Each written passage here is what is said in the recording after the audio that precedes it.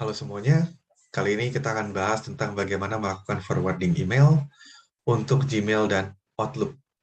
Gunanya apa sih forwarding email?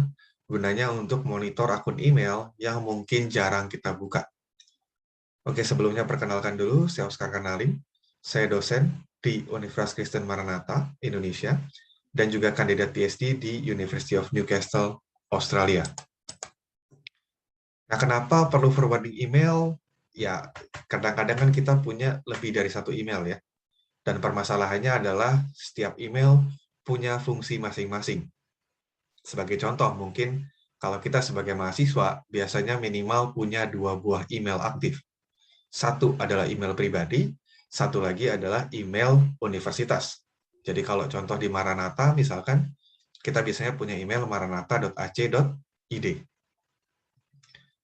Nah, kalau kita punya banyak akun email, kadang kita tidak ada waktu untuk mengecek akun-akun email tersebut secara rutin. Akibatnya, mungkin ada pesan urgent yang terlewat. Nah, forwarding email itu bisa mengatasi masalah ini. Caranya gimana? Caranya, semua akun-akun email tersebut kita set supaya setiap kali mereka menerima pesan, pesannya akan di-forward ke akun email pribadi kita. Nah, karena akun email pribadi kita kan bakal sering kita buka, berarti otomatis kalau ada informasi penting, kita bakal ternotifikasi. Nah, cuman yang perlu diingat di sini, pastikan kalau kita ingin merespon sebuah pesan, pastikan kita menggunakan akun email yang memang seharusnya menerima pesan tersebut. Jadi contoh nih, misalkan oh tadi ada pesan masuk ke email student, ya, email student di universitas. Terus email student universitas ini forward pesannya ke email pribadi kita. Nah, kita nggak boleh membalas menggunakan email pribadi kita. Karena kan sebenarnya itu kan terkirimnya bukan ke email pribadi kita, tapi terkirimnya ke email student.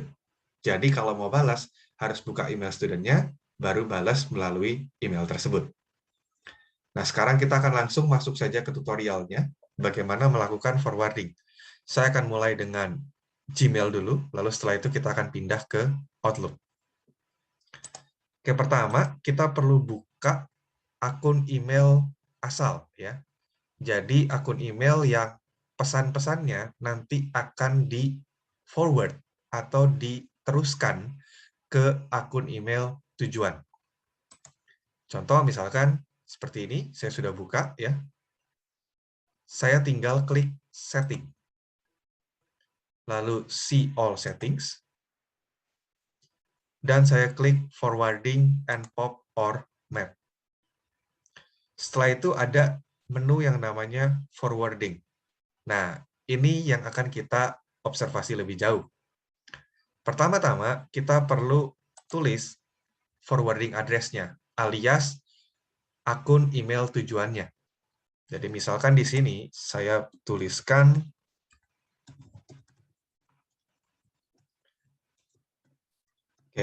salah tulis.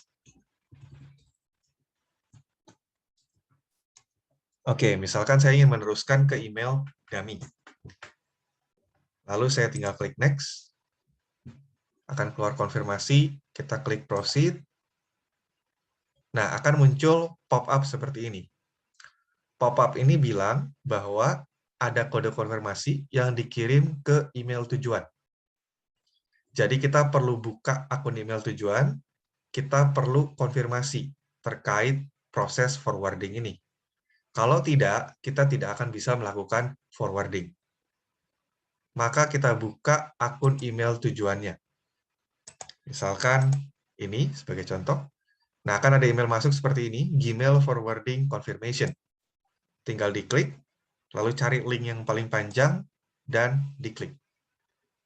Nah, akan muncul informasi seperti ini, dia bilang konfirmasi, ya, konfirmasi ada mail forwarding, ya, penerusan pesan dari indo@gmail.com ke dummy@gmail.com.